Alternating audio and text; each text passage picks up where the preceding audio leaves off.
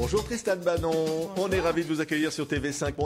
On est ravis de vous retrouver l'écrivain que vous êtes, la romancière. Évidemment, l'affaire DSK est passée.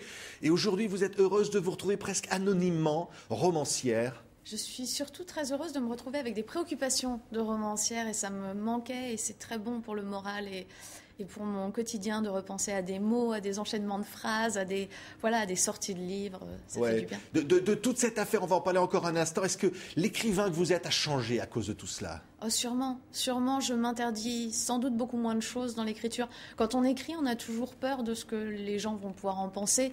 Pas forcément au moment de l'écriture, mais au moment du retravail. J'avoue que ça m'est un peu plus égal aujourd'hui. Oui, lors de cette affaire, tout le monde voulait vous entendre du monde entier. Vous avez été propulsé presque contre vous finalement sur la scène médiatique. On a oublié que vous aimiez écrire. J'ai plus que contre moi, puisque finalement, contrairement à ce qu'on pourrait imaginer, j'ai participé à très peu d'émissions et d'interviews à ce moment-là.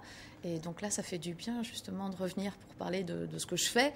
Les gens ne savaient pas, et c'est bien normal, puisque je ne suis pas Amélie Nothomb non plus, que j'avais écrit 4 livres avant l'affaire, que là c'est le 6e, et que voilà, c'est juste mon métier, et je n'ai pas attendu cette affaire pour le faire. C'est-à-dire que la Tristan Banon, la vraie Tristan Banon, elle est là aujourd'hui, plus que dans ce qu'on a pu lire ou écrire. On a lu tellement de choses sur vous. Ah non, mais ça fait aucun doute, puisque de toute façon, j'ai moi-même appris étonnamment beaucoup de choses sur une Tristan Banon qui apparemment portait mon nom et avait mon visage, puisqu'il y avait ma photo, mais elle a fait tout un tas de choses et on lui a attribué tout un tas de travers que je ne connaissais pas moi-même. Donc, à moins d'être complètement, divisée en deux, il y a un moment où il y a dû avoir une erreur et je pense qu'elle est plutôt du côté de ceux qui ont beaucoup parlé sans savoir. Ouais. Et justement, quand on a lu des choses parfois terribles aussi, vous avez déclenché des choses même de haine, on pourrait presque dire.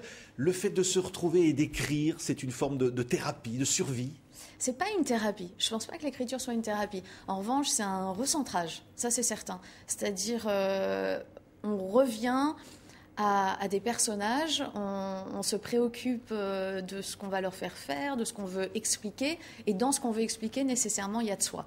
Et il y a de soi, de ce qu'on est, et pas de ce qui a pu être raconté à un moment donné de sa vie. C'est une façon de dire, la page est tournée, définitivement. Vous n'y pensez plus ? C'est pas une façon de le dire, parce que la page est tournée pour moi. Ne plus y penser, je pense que ce serait faux de le dire. Évidemment que j'y pense encore, ça m'arrive, mais la page est tournée. En revanche, c'est une façon de revenir à mes préoccupations d'auteur. Et ça, pour réellement se reconstruire, c'est capital. Ouais. Et d'ailleurs, en cela, je remercie vraiment ma maison d'édition, parce que sans une maison d'édition littéraire pour faire ce pari-là, et c'est pas évident. Tout le monde pense que c'est très facile de publier dans une maison après cette mise en avant. C'est très facile dans une maison qui n'aurait pas été littéraire. Ça, oui. Ça, évidemment, puisque à ce moment-là, pour eux, c'est un coup marketing. Une maison littéraire, c'est très compliqué, et pour la maison à gérer, et pour l'éditrice à assumer. Et donc, merci beaucoup, et à Betty Mialet, qui est mon éditrice, et à Julliard. Et c'est pas un coup de pub que je leur fais, j'ai pas d'action chez Julliard, c'est juste que c'est vrai. C'est vrai. Et le début de la tyrannie, c'est le titre. Qu'est-ce que c'est le début de la tyrannie quand on raconte comme ça l'histoire d'une jeune femme qui va finalement rechercher cette mère omniprésente et en même temps tellement inatteignable le jour où la maladie arrive et le jour où l'idée de la mort devient présente? Le début de la tyrannie, c'est l'histoire de ces mères toxiques et de leurs filles et de l'interdépendance de ces deux entités-là. C'est-à-dire que, évidemment, ayant moi-même des problèmes relationnels avec ma mère, enfin en ayant eu d'ailleurs, parce que j'en ai plus objectivement, j'ai eu beaucoup de gens qui m'ont raconté leurs histoires, beaucoup de femmes autour de moi qui allaient de 30 à jusqu'à 65, 67 ans et qui me racontaient leurs histoires avec des mères tyranniques. Mais à bien les écouter, on s'apppercevait que cette tyrannie, elle n'était possible que avec le consentement de la fille. Oui. Et c'est là où ça m'a intéressée. Un sentiment de culpabilité, finalement. Pas que de culpabilité, c'est de l'égoïsme des deux parts. C'est-à-dire que ce sont des filles qui rêvent d'une mère idéale, qui calquent ce projet-là et qui l'imposent à leur mère, et des mères qui sont d'un égoïsme sans borne et qui refusent d'être un tout petit peu maternelles pour leur enfant. Et il y a un truc très sadomasochiste dans cette relation qui les unit, un peu. Parce que finalement, il n'y a pas de toxicité d'une mère, je pense, sans l'accord de la fille. C'est-à-dire qu'il suffirait que la fille coupe les ponts. Oui. C'est pas compliqué. Mais c'est pas possible de couper les ponts avec ses parents, avec sa mère. Elle reste, elle est là. C'est pas possible parce que il y a cette espèce de dépendance, un peu comme dans les relations entre les hommes qui battent leurs femmes et ces femmes-là, qui restent malgré tout. Et il y a ce truc-là, il y a ce truc complètement masochiste de ces filles qui sont généralement presque fusionnels avec leur mère et qui pourtant ont leur malheur qui provient de cette mère-là. Mais est-ce qu'il faut, Tristan Banon, le malheur, parce que c'est le malheur, la maladie, le cancer, pour que finalement cette fille, à travers un voyage initiatique à Cuba ou ailleurs, et l'idée donc de la fin prochaine de sa mère, essaye de la retrouver ou de trouver quelque chose d'autre? Non, moi, ce que j'ai voulu montrer, c'est pour ça que je suis partie avec la mort de la mère.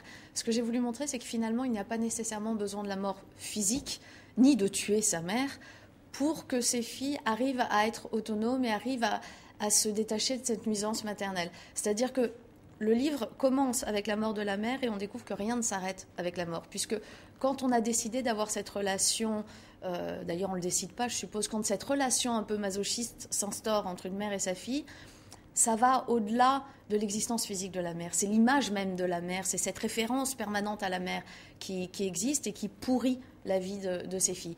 Et le seul moyen de s'en sortir, c'est un jour de décider, de prendre les choses en main et de décider que les choses ne sont pas inéluctables, de décider qu'il n'y a pas des chaînes de malheur dans les familles, que la nuisance et la toxicité, elles ne s'héritent pas de mère en fille, parce que dans ce livre, on explique quand même que la mère, elle n'est pas née toxique, elle l'est devenue aussi à cause de son éducation, à cause d'un non-amour originel. C'est une forme de compréhension.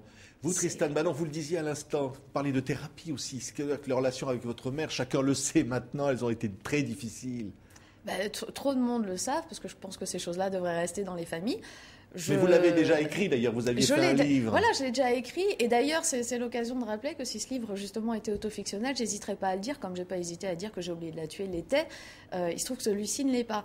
Les relations avec ma mère ont été compliquées, elles ne le sont plus, elles sont très, très apaisées. Maintenant, il y a vraiment... Voilà, on a traversé une petite passe difficile, voilà, tout le monde a été au courant il y a 2 ans. Mais maintenant, les choses vont plutôt bien.